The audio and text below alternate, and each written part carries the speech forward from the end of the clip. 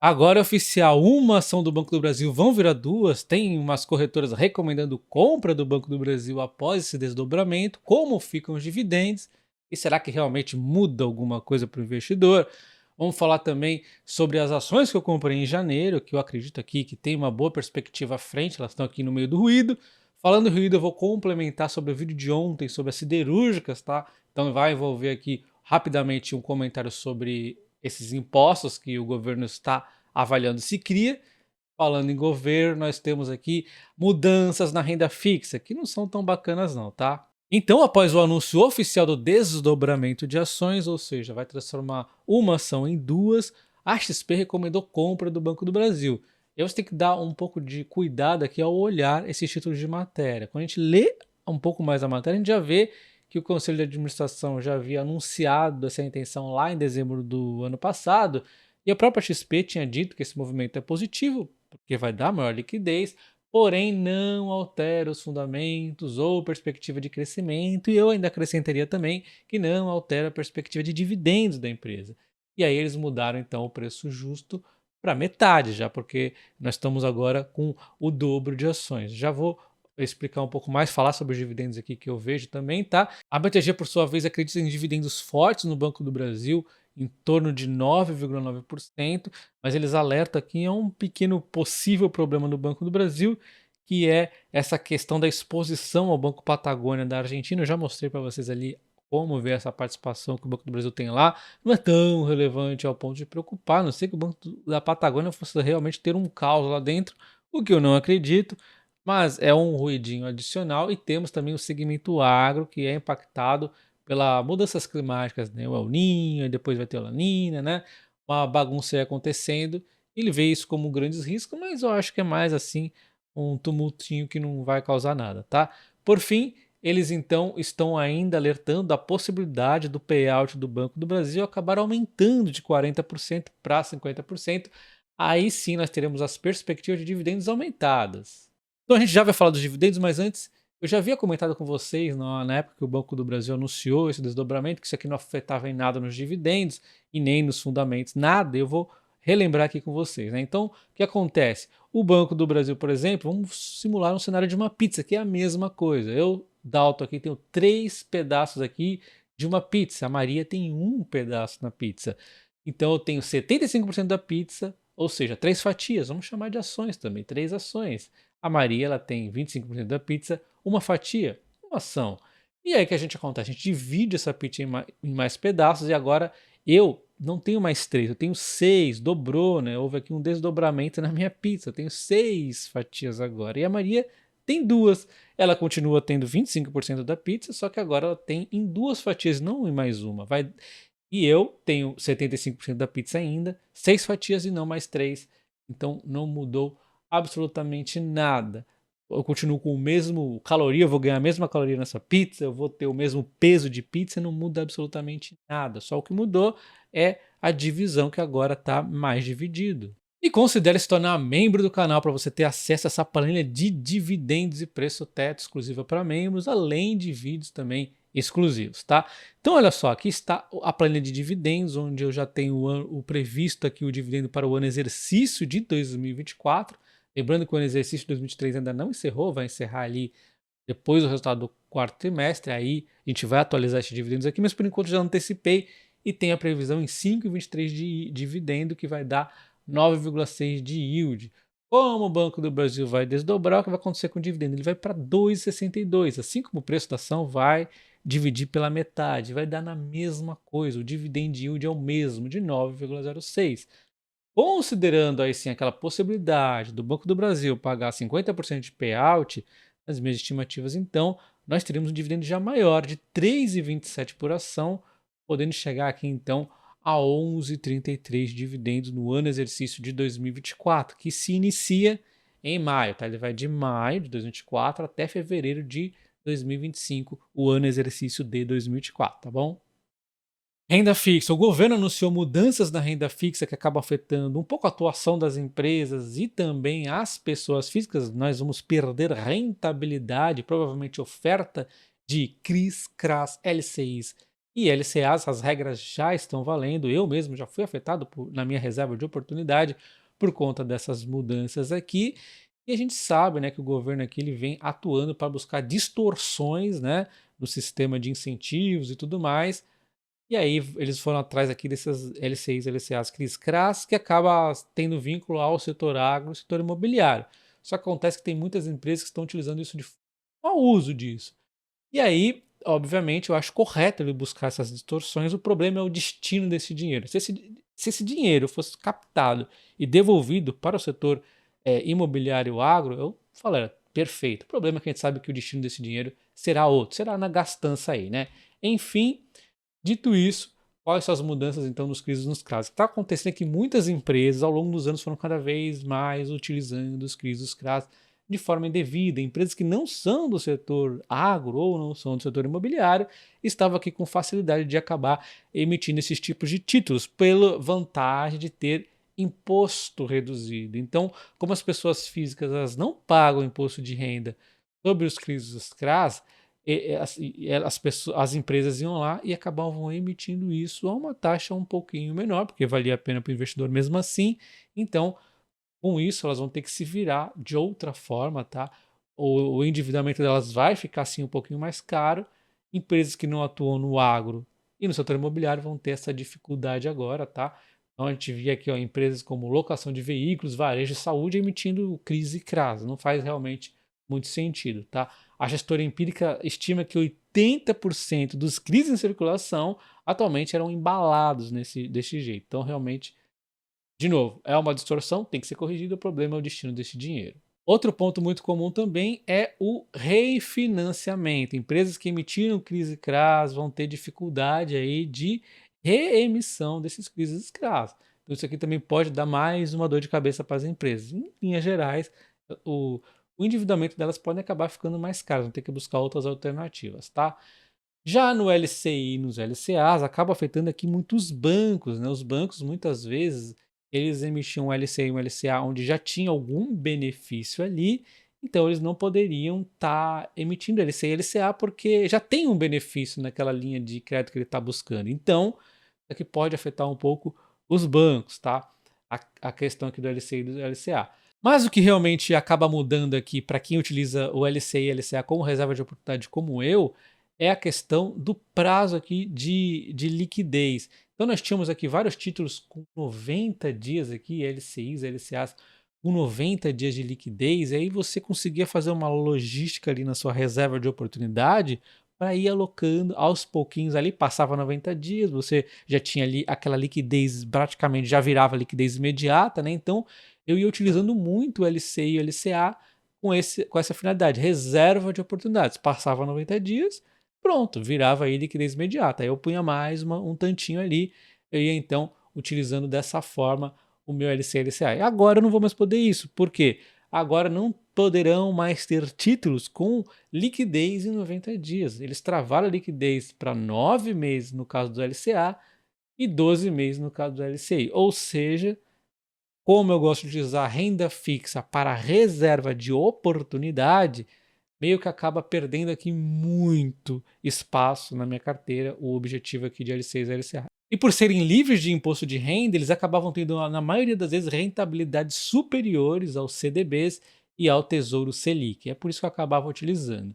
E se você não sabe, no Brasil, a renda fixa você acaba pagando pela inflação. Então, quanto maior a inflação também, pior fica os CDBs e a renda fixa aí, né?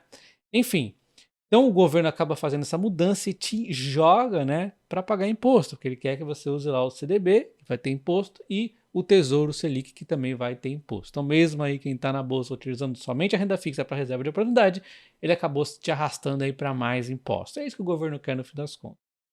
E no vídeo de ontem eu comentei detalhadamente o que fez as siderúrgicas pedirem imposto sobre a importação do aço chinês, e eu fiquei ali meio que do lado das empresas e teve um pessoal que não entendeu muito por que eu fiz isso. Como que um liberal apoia a intervenção do governo? Obviamente você deve ter assistido o vídeo de monitor desligado e som também, porque eu detalhei tudo o que vem acontecendo.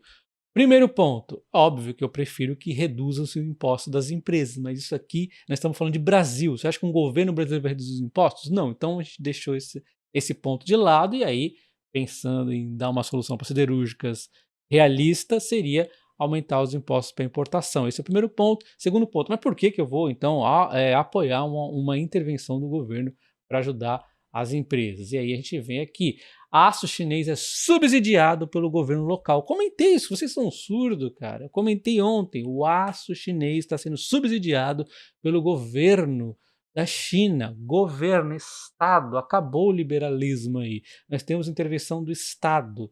Ah, Dalton, mas você não é a favor de que o Estado não se meta em nada? Não, eu sou liberal e não anarquista. Eu defendo intervenção mínima do Estado. Aqui está o mínimo. Se é uma das pouquíssimas vezes que a gente precisa do Estado, é agora. Então vai lá e atua o Estado. Não é do jeito que eu queria, que era redução de impostos, mas diante de toda a dinâmica que foi detalhada ontem num vídeo de quase 15 minutos, sim, faz sentido aprovar esse aumento de impostos e apenas para o aço chinês. E eu ainda fui mais detalhista, eu falei, nem é legal por 25% em todo o aço chinês. Tem que analisar cada caso. De repente, o aço longo XPTO põe 25, mas nesse aço aqui não, esse aço aqui é 17. Enfim, tem que também analisar caso detalhadamente, tá? Então, eu não sou a favor de aumentar os impostos, eu sou a favor de diminuição, mas dada a realidade de intervenção do Estado chinês, temos também que intervir para proteger nossas empresas aqui da China. Ponto, não é difícil. E agora vamos falar das empresas que eu mais comprei em janeiro, que tem a ver com o setor de açúcar e etanol. De um lado, nós temos o setor de etanol sofrendo demais, o que pode dar oportunidade a essas empresas. Do outro, nós temos o açúcar resiliente, ele deu uma quedinha suave, mas já está ali aguentando muito bem, e a perspectiva é que ele se mantenha na alta por muito tempo, como eu já disse em outros vídeos. Então vamos focar um pouquinho mais aqui no etanol, olha só.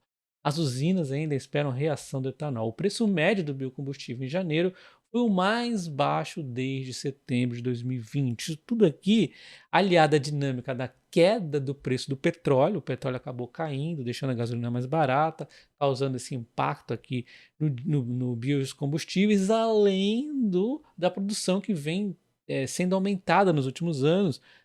E ainda tem um novo intruso que ganhou muita fatia aqui, que é o etanol do milho também. Então, nós temos aqui um excesso de etanol. Além daquela questão de impostos. Inclusive, a expectativa é que, olha só, o preço de janeiro foi de 1,91 por litro na entre-safra da produção nacional, e existe agora os estados elevando a alíquota aqui do ICMS sobre a gasolina, o que vai acabar beneficiando indiretamente o etanol. Outro ponto que eu já comentei com vocês é que o etanol está para ser aumentada a proporção que ele vai entrar aí na gasolina. É o tal do combustível do futuro. No Brasil, vamos alterar aqui a produção do etanol de 27% na gasolina para 30%. No biodiesel vai passar de 14% para 20%. E no SAF vai entrar aqui em 1%, tá? Então, o etanol ele tende a ter esse crescimento. É por isso que neste momento eu estou atento aqui a investir nessas empresas, que eu sei que elas estão aqui no fundo do poço com o etanol, e o açúcar estão segurando ela a evoluir nesses projetos. Então, nós temos, por exemplo, a Raízen, que tem muita coisa para evoluir no etanol de segunda geração, que ainda vai levar energia elétrica junto, uma empresa que está com um crescimento fortíssimo, enquanto a Jalles Machado, ela não tem aquela produção tão flexível quanto a Raízen, mas ela tem ainda muito a crescer no açúcar, o que vai dar fazer ela aproveitar um pouco mais aqui desse bom momento do açúcar. E falando do açúcar, ele veio bombando, pichou lá para cima, deu essa quedinha que assustou o pessoal. Eu comentei aqui com vocês que o açúcar, a tendência dele no longo prazo, segundo a própria Raízen tinha comentado com a gente, é de continuar na alta, e todos os argumentos dela faz sentido, eu não acreditava nesses argumentos, não deu outro. O açúcar já vem se recuperando, a tendência é essas oscilações, mas ao longo do tempo ele até manter um pouco de mais alta, porque a demanda de açúcar mundial vem crescendo muito, e o Brasil tem um custo diferenciado. Estamos numa situação privilegiada aqui em relação ao açúcar. E para confirmar tudo isso que eu venho dizendo já há um bom tempo, a XP analisou as prévias do resultado da Jalles Machado, e a perspectiva é que o resultado da Jalles Machado deu uma disparada. O lucro líquido vai passar de 23 milhões para 83, 264% de alta no lucro. a safra que é um pouco diferente, por isso que a gente está vendo 3T24. E é aquilo, etanol destaque negativo no fundo do poço, eu acho que a recuperação vai começar a acontecer. Um ponto inicial que nós já temos aqui é os impostos aumentando na gasolina, e o açúcar, ele deu aquela queda e já está se recuperando. Então, por conta disso também, a Jas Machado já tem essa impulsionadinha no resultado. Raízen, distribuição de combustível permanece aqui sólida, o açúcar vai continuar melhorando e o etanol se arrastando. A dinâmica é parecida, né? Só que a Raízen, nesse momento, ela tem também distribuição de combustível com um peso muito grande, mas daquelas oscilações que a gente não se preocupa, porque é margem pequena? É distribuição de combustível, mas é um negócio perene, né? Se você for uma boa empresa, é um negócio perene. Na Raízen é um negócio perene. Então, temos aqui um lucro líquido que vai ficar praticamente no 0 a 0, menos 4%, e um EBITDA que salta 26%. Eu comento com vocês devem se lembrar que a empresa lá no resultado da produção, a XP até lembrou aqui de novo que eu havia comentado. O resultado da empresa pode ser um pouco impactado por conta exatamente dela ter segurado aqui a venda do etanol, porque ela está visualizando que esse etanol vai se recuperar. Então, uma empresa que está com a visão alinhada com o que eu estou imaginando. Ela deu uma segurada ali no etanol para fazer estoque, para vender um pouco mais à frente, quando a situação estiver melhor, e eu acredito que vai estar melhor. Não vai estar voando o etanol? Ainda acho que não, mas é um início de recuperação. Só para ela segurar um pouquinho aqui, já está fazendo um bom trabalho. O açúcar vai continuar voando, como a gente tem visto. Então eu já havia comentado com vocês as empresas que eu comprei em janeiro, e agora nesse finzinho de janeiro eu comprei mais um pouquinho, que foi basicamente 10 ações da Alupar, mais 200 aqui da Jalles Machado. Então aqui estão minhas compras do mês, comprei Alupar, Jalles Machado, Raízen, Home, Banco ABC, PetroRio, Cosan e Sanepar. Aqui você vê que algumas ações caíram, inclusive a Jalles Machado e a Raízen foram as que mais caíram depois que eu comprei, e foram as que eu mais comprei. 10.600 na Jalles e 5.000 na Raízen. Também comprei PetroRio, mas protegido contra a queda. Cosan teve uma protegida, outra não. Enfim, ainda, se somar a Cosan ainda, que tem ali um pouco de Raízen dentro, então eu me expus bastante aqui o setor de etanol e açúcar. E por saber que existia um risco de cair mais um pouco essas ações em janeiro, as compras que eu fiz nesse mês, boa parte aqui eu já fui fazendo um compromisso aqui de vender caso elas subam muito, ou seja, uma forma de rentabilizar, ganhar um dividendo adicional com a minha carteira em parte da minha posição. Você tem que fazer isso estrategicamente. A minha outra posição que eu já estava comprada, inclusive raiz, eu cheguei a comprar 2 e pouquinho, né? Então eu tenho boa parte ilimitada de alta e outra parte limitada neste momento. Só como as ações realmente deram uma queda, eu estou tendo um bom lucro aqui. Eu posso inclusive desmanchar esses limites de alta tranquilamente. Lembrando que esse limite é bem forte. A gente tem aqui o limite na Jalles Machado a R$ 11, né? Se a gente tirar aqui o preço dos prêmios, é como se tivesse comprado a Jalles, então a R$ 6,94. E com a queda dessas ações já começo a mirar outra forma de rentabilizar a carteira aqui vendendo put. E aí, no meu curso de opções, eu explico para vocês as estratégias que a gente pode utilizar para ganhar dinheiro com opções, para você não ter medo de comprar. Como eu não tive medo de comprar a PetroRio, ela caiu tudo bem, porque eu estou protegido ali. Ou como eu fiz agora com a Jalles e a Raízen, comprei, elas caíram tudo bem, eu posso ali realizar parte do lucro das opções, eu posso me comprometer a comprar mais agora que elas estão caindo, enfim, são N estratégias que você vai montando aí, e no curso você aprende todas elas, link na descrição do vídeo, nos comentários fixados. Já muita gente pedindo para eu parcelar esse curso sem juros, e eu coloquei em 6 vezes de 99. Cara, R$ 99 com opções você consegue de olhos fechados depois que você aprender a utilizar direitinho, tá? E todo o curso é voltado para quem é buy and hold, porque eu sou buy and hold. E para finalizar, eu gostaria de comentar da parceria que a Raízen fez com uma montadora chinesa de veículos elétricos, onde ela busca aqui atingir 600 postos de recarga, e é muito bacana que ela usa aqui muito desse seu tamanho, também de sua energia gerada. Ela vai conseguir crescer em duas frentes que ela gostaria aqui, tá? Então ela tem a meta de chegar a 25% de participação no segmento de mobilidade elétrica e 10% de participação no mercado livre de energia, que é uma meta bastante audaciosa, tá? E aí isso aqui vai ajudar ela a crescer nessas duas frentes. Esse plano aqui de recarga vai chegar até capacidade de 18 megawatts, capacidade instalada. Então, um golaço aqui da Raízen, né? Ela vai utilizar todo esse seu tamanho de distribuição para chegar na meta ali, inclusive de energia, tá? Eu espero que vocês tenham gostado desse vídeo. Não se esqueça de se inscrever no canal ativando o sino. Um abraço.